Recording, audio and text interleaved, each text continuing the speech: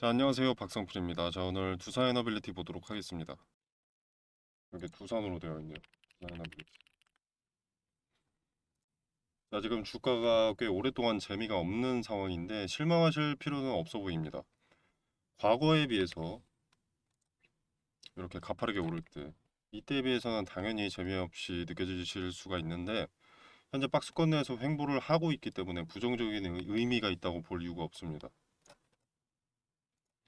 자, 제가 박스권이라고 하는데 위로 이렇게 돌파한 기록이 있는데 왜 박스권을 여기로 뒀느냐? 자, 일단 여기 급락했던 날, 요 날은 주식 선물 주식 옵션 가격 제한폭 확대 요건 도달인데, 자, 저때가 11월 5일이거든요. 이게 하락 방향으로 잡힌 공시기 때문에 급락했다고 볼 수가 있고요. 그리고 과거에 상승폭이 강력했던 이 두 날, 날짜는 10월 29일과 10월 10일입니다. 10월 29일, 10월 10일. 자, 이때는 10월 10일, 그 다음에 10월 29일. 이때 보면은 이때는 상승 방향으로 잡혔기 때문에 이렇게 상승 방향. 주식 선물 주식 옵션 가격 제한폭 확대 요건이 상승으로 잡혀서 올랐던 겁니다. 이게 상승 쪽으로 잡히게 되면 단타들의 매수가 강해집니다. 단타 매수세. 그리고 하락으로 잡히면 당연히 단타들의 매도가 압도적으로 강해지고요. 제한폭이 뭐 위로든 아래로든 풀리는 것이기 때문에 단타들의 영향을 받아서 이런 차트들, 이탈에 있는 차트들이 나오는 거고요. 이게 세력의 드리블이라기보다는 단타들의 먹잇감 공시가 뜨면서 주가 드리블 변수가 생긴 내용으로 이제 두산에너빌리티의 주가를 어떤 계획을 가지고 드리블하는 주체의 의도가 섞이지 않은 의미가 없는 내용이기 때문에 이것은 박스에 포함하지 않은 것입니다. 이거는 쉽게 말해서 주도 주체가 의도한 것이 아니라 이것은 세력한테도 변수였다는 거죠. 지금 주도 주체가 횡보를 의도하는 자리, 세력이 원하는 자리는 이 박스권 내에 존재하기 때문에 이 구간을 중점으로 보는 것이 맞습니다. 지금 두산 에너빌리티가 재미가 없는 것은 테마의 핵심 섹터, 중심에 있지 않기 때문일 뿐입니다.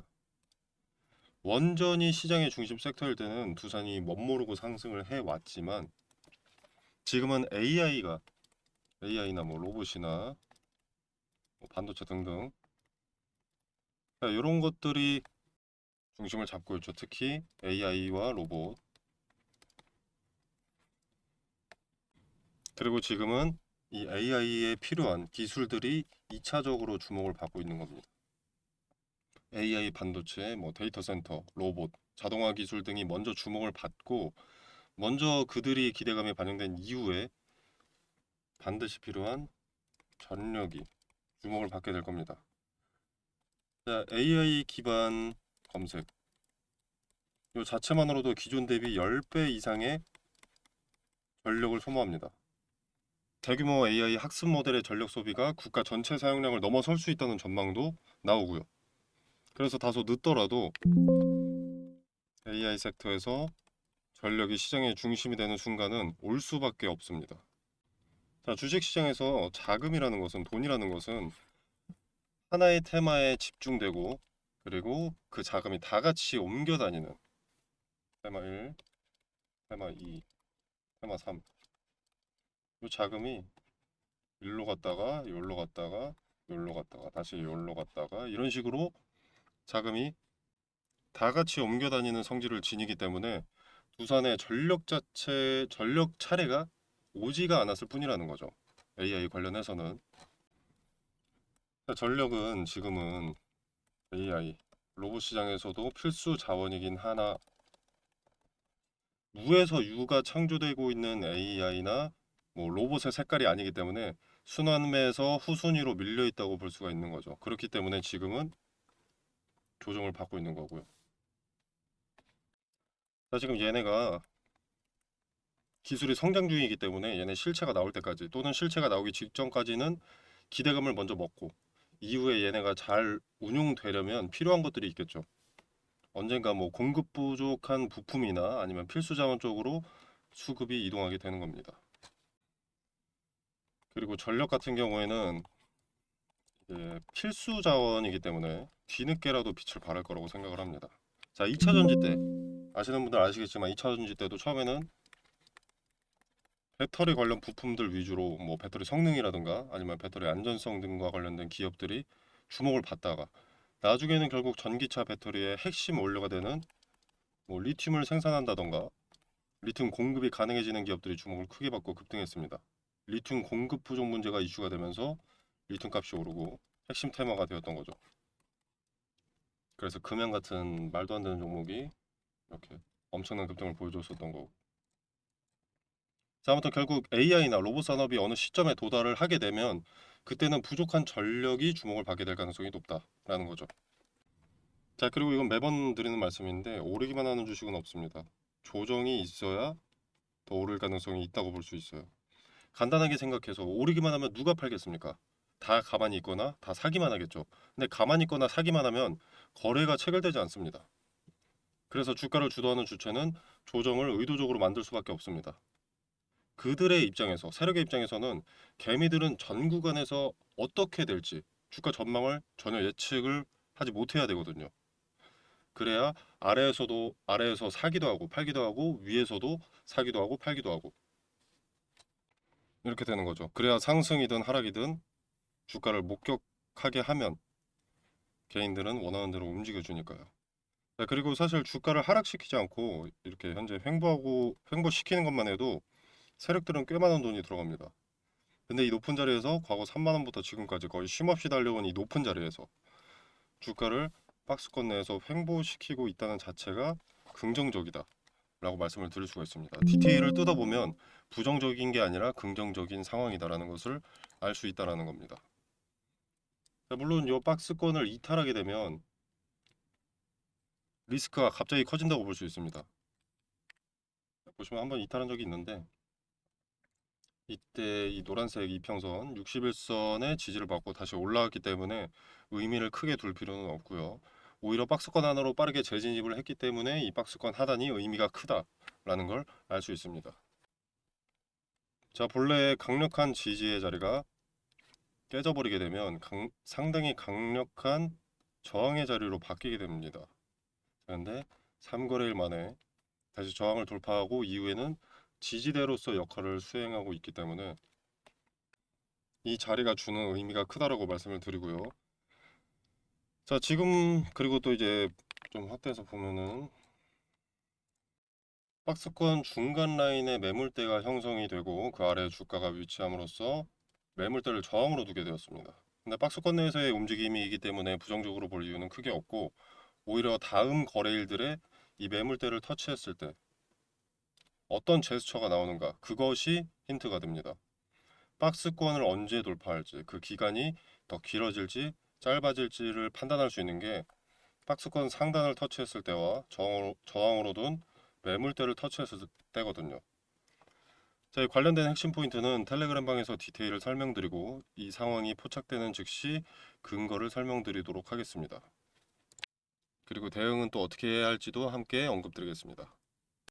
자, 아무튼 이어서 보자면 과거의 데이터를 보면 이제 주도 주체는 조정을 줄 때 이때 말하는 겁니다. 박스권. 자, 이 주도 주체는 조정을 줄 때 상단에서 횡보할 때도 대략 6월부터 10월 초까지네요. 자, 여기까지 만 4개월 정도 횡보하다가 고점을 뚫었습니다. 조정 없는 상승은 없다는 거죠. 자, 조정은 두 가지로 나뉩니다. 가격 조정을 급격하게 주거나 기간 조정을 길게 가져가거나.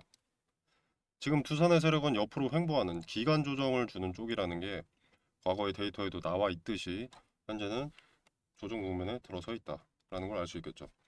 자, 그리고 보시면은 자, 박스권을 아주 명확하게 만들어 놓고 나서 한 번씩 이탈을 시키거든요. 자, 이것은 물량 테스트. 자, 지지대가 명확한 박스권을 형성해 놓고 나서 아주 강력한 지지대가 될 수밖에 없는 이 박스권을 한번 이탈을 시킵니다. 그 강력한 지지가 무너졌을 때 개인들의 수급이 얼마나 들어오는지 확인하는 세력들의 개수작. 당시 상황에서 상대적으로 리스크가 커진 상황임에도 불구하고 매수하는 개인들이 얼마나 있나 보는 행위. 동시에 명확한 지지 라인을 깨트려서 심약계 매들 매도 유도. 그 물량 세력이 정해놓은 마지노선 아래서 흡수. 그 다음에 박스권에 다시 안착하면 리스크가 다시금 줄어들었기 때문에 개인들 매수세 증가. 자, 그렇게 되면 세력이 횡보세를 유지하는데 드는 자금 일부 축소. 여러 가지 효과를 가져갑니다. 자, 그래서 이런 박스권을 깨는 듯한 흐름 한 번씩 나오는데 곧바로 재진입하는 경우가 상당히 흔하기 때문에 이후에도 이런 흐름이 나왔을 때 하루 이탈했다고 매도 타점 잡는 건 섣부르고요. 이때는 분봉으로 어느 자리에서 거래가 집중되는가를 보게 되면 다시 말아 올려 박스권 내로 재진입할 계획인지를 알 수 있게 됩니다. 자, 그리고 지금 주가가 재미가 없는 또 다른 약간의 이유. 자, 지금 두산은 몸집이 상당히 커졌습니다. 48조죠. 시총이 약 50조가 됐기 때문에 뭐 10%, 20%, 30% 이렇게 급등하는 게 쉽지 않은 거예요. 주가가 2만 원일 때에 뭐 20%랑 주가가 지금 뭐 거의 4배 가까이 오른 지금의 20%랑은 무게가 다르죠. 그래서 변동 폭이 짧아진 거고 두산을 지켜봐왔던 주주분들은 이제 10%, 20%, 30%씩 오르던 두산이 1, 2%씩 움직이니까 재미가 없어 보이고 기대감이 죽은 것처럼 보게 되는 거죠. 원전 관련해서 선반영된 부분도 꽤나 많습니다만 아직 반영되지 않은 기대감들도 분명히 존재합니다. 그렇기 때문에 주가가 윗구간임에도 불구하고 횡보하는 그림을 그려주는 거고 그 자체로 긍정적인 흐름입니다. 너무 걱정할 필요가 없다고 말씀을 드리고 싶고요. 자, 그리고 세력의 엑시트할 차트를 만든 흔적도 보이지 않습니다. 자, 세력의 엑시트, 세력의 이탈은 원래 급등 이후에 발생하는 겁니다. 고점임에도 불구하고 개인들이 폭발적으로 매수를 해야 그 많은 물량을 설거지시키고 나갈 수 있는 것이라서 세력의 이탈은 급등과 동시에 이루어집니다. 이런 횡보에 이루어지는 게 아니고요. 그리고 세력이 없다면 횡보 자체를 하지 못하죠. 그래서 우리가 집중적으로 봐야 될 내용은 이 박스권입니다. 박스권 하단, 그리고 가운데 있는 매물대, 그리고 박스권 상단. 앞으로의 거래일들에서 각각의 자리를 터치하게 될 텐데 이때 어떤 액션이 나오는지를 보면 주도 주체의 의도, 큰 틀, 방향 정도는 잡아낼 수 있습니다. 이게 저항이든 지지든 주도 주체가 원하는 흐름에 따라서 주가를 억누를지 쏘아 올릴지 눌렸는데 받아줄지가 차트에서 고스란히 흔적이 남기 때문에 오히려 박스권 내에 갇혀 있을 때는 우리가 어떤 대응을 해야 하는지 윤곽이 뚜렷하게 잡혀 있습니다. 자, 텔레그램 방에서는 각각의 자리를 터치했을 때 어떤 의미를 갖고 있는지 그 의미를 이야기하는 근거는 무엇인지 그래서 최종적으로 무슨 대응을 어떤 대응을 해야 하는지 디테일을 설명드리도록 하겠습니다. 자, 대응을 꼭 따라하시기보다는 말씀드리는 근거에 따라서 대응을 했다면 어떤 결과가 나왔을지 그리고 언급드리는 근거는 유의미했는지 한번 지켜라도 보시길 권유드리겠습니다. 자, 텔레그램 방 참여는 영상 설명란에 보시면 더보기 버튼이 있습니다. 자, 이 버튼을 누르시면 이렇게 링크가 구글 폼 링크가 기재가 되어 있고요. 약간의 설문조사가 있습니다.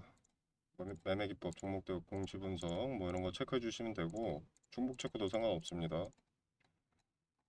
자, 그리고 회신을 받기 위한 연락처를 기재를 해주시고 밑에 제출을 눌러주시면 참여가 완료됩니다. 자, 그렇게 제출을 하시면 이제 텔레그램 방 링크를 보내드릴 거고요. 이 공간에서 제공된 정보는 일체 금전을 요구하지 않습니다. 100% 무료라는 거고요. 자, 그리고 이제 관련된 뉴스들, 재료들도 언급을 드릴 텐데 뉴스 기사 같은 경우에는 좀 포괄적으로 나오잖아요. 그 뉴스가 있을 때 그것이 주가에 어떤 영향을 미칠 수 있는지 해석과 공시가 떴을 때 공시 해석도 함께 언급을 드리고 있습니다. 자, 여러분의 투자에 도움이 되기를 바라고요. 도움이 되신다면 구독, 좋아요 부탁드리겠습니다.